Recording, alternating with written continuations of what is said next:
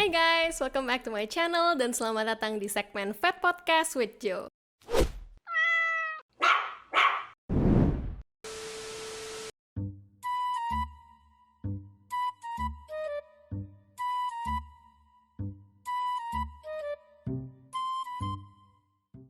Oke, sesuai judulnya, ini merupakan episode pertama dari seri Vet Career Talk, di mana aku bakalan undang dokter hewan dari berbagai bidang profesi yang berbeda untuk ya sharing-sharing lah ya. Biasanya kan kita kalau mahasiswa nih masih nggak tahu mau jadi apa gitu. Nah di sini harapannya dengan dokter hewan ini sharing gitu, membagikan pengalaman mereka, bisa membantu kita sebagai mahasiswa kedokteran hewan tuh jadi lebih yakin dan lebih tahu kita nanti mau berkarir di bidang apa gitu. Nah, jadi tamu pertama kita hari ini adalah dokter praktisi, yaitu Dokter Stephen. Terima kasih banyak dok sebelumnya udah mau datang.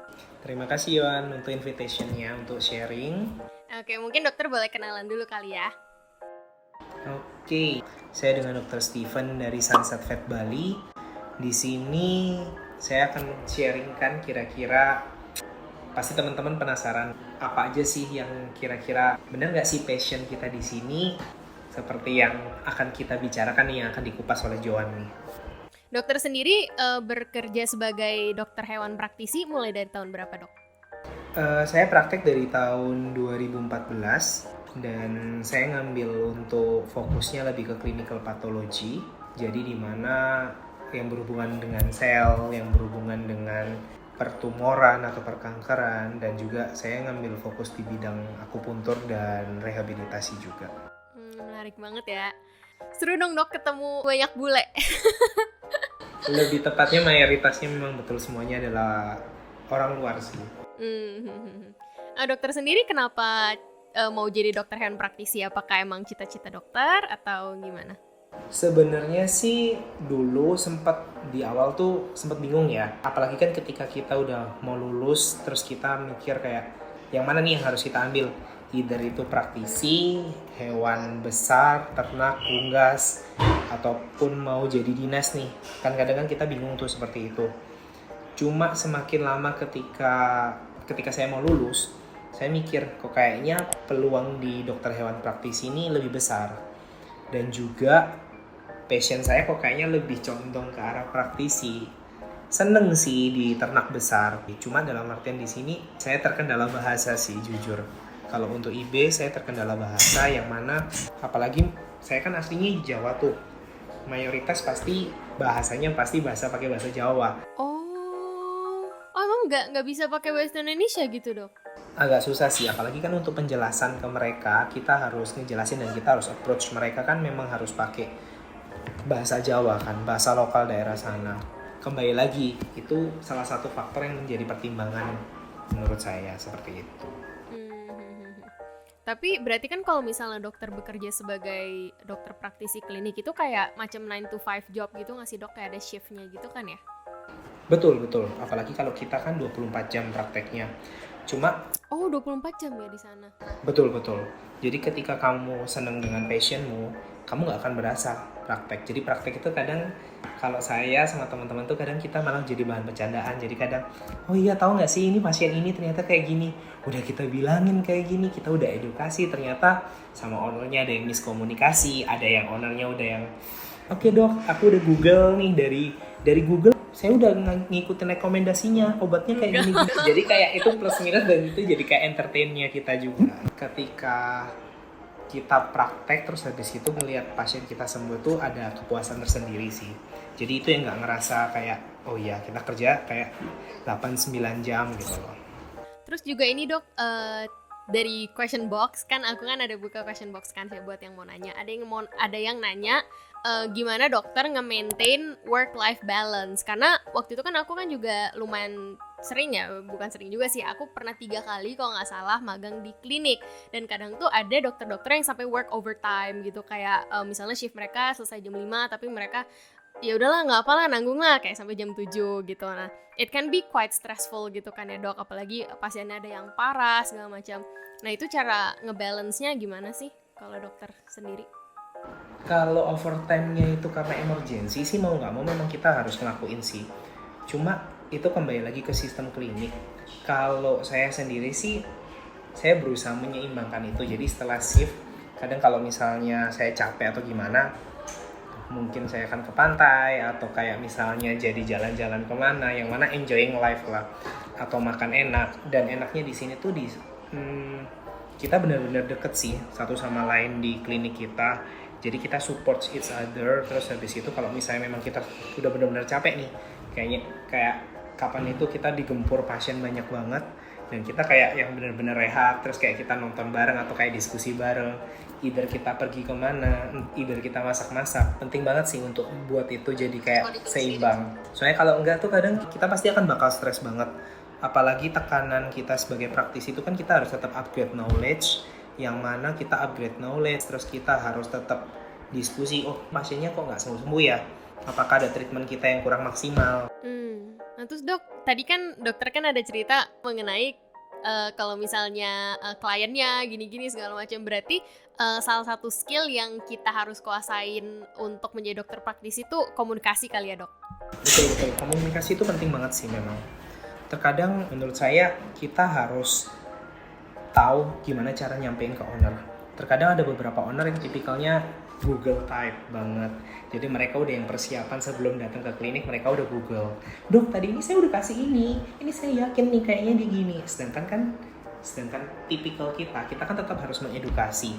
Yang mana beberapa owner yang tetap dengan kekeh gitu ya dok? Dengan kekehnya yang enggak dok, saya yakin kayak gini.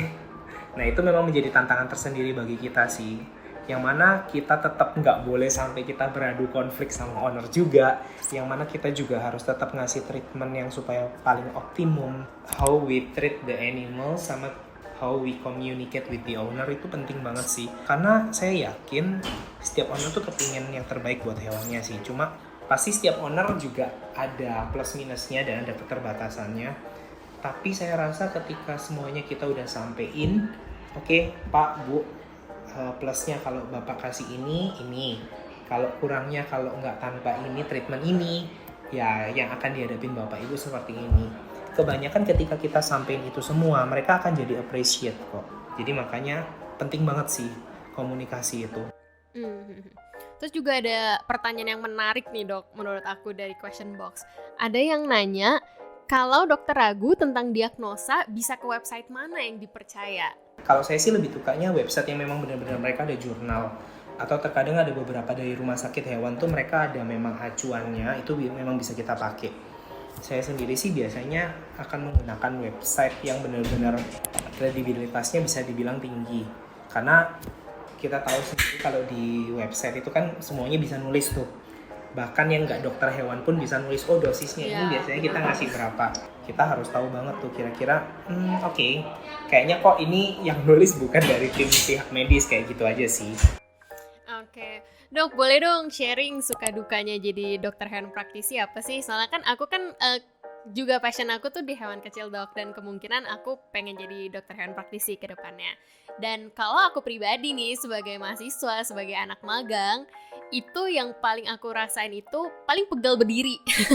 Pegal berdiri sama kemarin kalau misalnya ada pasien yang mau meninggal tuh aku kayak sedih banget, bener-bener yang kayak aduh nih kalau gue kerja jadi dokter hewan praktisi nih gue bakal ngalamin nih salah satu pasien gue pasti akan meninggal gitu kan salah satunya. Kita bicara sukanya dulu ya. Kalau semakin lama kita praktek terus kita kayak ngeliat life cycle gitu loh. Dulu dia kecilnya pernah sakit ini, terus habis gitu dia survive. Terus nggak nyangka ya ternyata sekarang udah umur 7 tahun kayak gitu. Terus sukanya lagi ketika kita treat pasien kita jadi deket sama owner, yang mana owner nganggap kita sebagai keluarga kita sendiri gitu loh, yang mana dia juga care ke kita. Itu sisi plusnya sendiri. Plusnya lagi, dokter hewan praktisi itu kita menguasai semua bidang tuh nggak bisa. Disitulah kita akan ketemu teman-teman yang lain yang punya interest ke mata, ada yang interest ke bedah.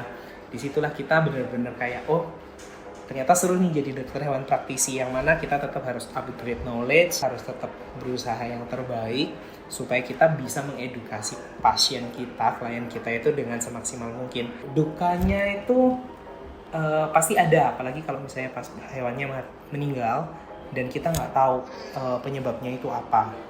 Terutama kan terkadang di Indonesia fasilitas masih belum maksimal. Dan kita juga spesialis masih belum yang optimal banget. Dukanya lagi jadi praktisi itu terkadang ada beberapa owner yang dia nggak aware dengan hewannya, tiba-tiba udah dibawa ke kita, udah kondisinya yang lemes banget tuh. Terus habis gitu kita saranin tuh cek ini itu kan. Ujung-ujungnya kita kepingin berusaha yang terbaik, tapi dianya yang berpikiran negatif ke kita. Ah, dokternya cari duit nih. Itu sedih banget sih. Cuma dalam artian semakin lama nanti kita praktek, kita akan sering menghadapi kasus seperti itu. Cuma kembali lagi, kita sebagai praktisi, kita perlu meneguhkan diagnosa. Dan kita kan nggak bisa cuma dari, oh ini kayaknya ginjal deh. Kan kita kan tetap harus berdasarkan pengecekan lab dan kawan-kawan, itu yang perlu kita tetap sampein ke owner. Memang itu semua butuh biaya, tapi kembali lagi daripada kita memberikan salah treatment, yang mana mereka sama-sama bayar nih. Ujung-ujungnya kalau salah treatment berarti kan hewannya nggak bakal sembuh, kayak gitu sih. Itu salah satu tantangan dan dukanya menjadi praktisi seperti itu. Iya, klien mah ini ya banyak banget macemnya ya dok pasti. Betul, kayak gitu sih. Tapi seru kok, seru jadi praktisi. Yang mana kamu akan ketemu orang baru dari berbagai sudut pandang. Bahkan ada yang tipikalnya, dokter saya nggak mau pasien saya dikasihin antibiotik. Saya maunya di treatment pakai virgin coconut oil kayak gitu. Jadi kemarin tuh ada yang anti vaksin gitu nggak dok? ya, ada yang tipikal kayak gitu. Jadi ada yang tipikal homeopatik kayak gitu. Ada yang tipikal anjingnya udah dehidrasi tapi dianya mau dikasih healing stone aja kayak gitu. Tapi itulah keunikan manusia. Dari situ kita kan kayak yang wow, ternyata ada tuh orang-orang seperti ini gitu loh. Iya, saya pun baru denger. Ada yang kayak gitu. Oh iya dok, akhir-akhir ini orang tuh lebih aware sama kalau dog klinik sama cat klinik baiknya dipisah gitu ya dok. Nah, kalau misalnya di sana udah dipisah belum? Kita sejauh ini masih belum. Cuma memang kita berusaha mulai membuat standar seperti itu sih. Ini aja kita masih berusaha banget. Habis ini sih kemungkinan kita akan ada CT scan sih di klinik kita. Ya, CT scan pertama di Indonesia.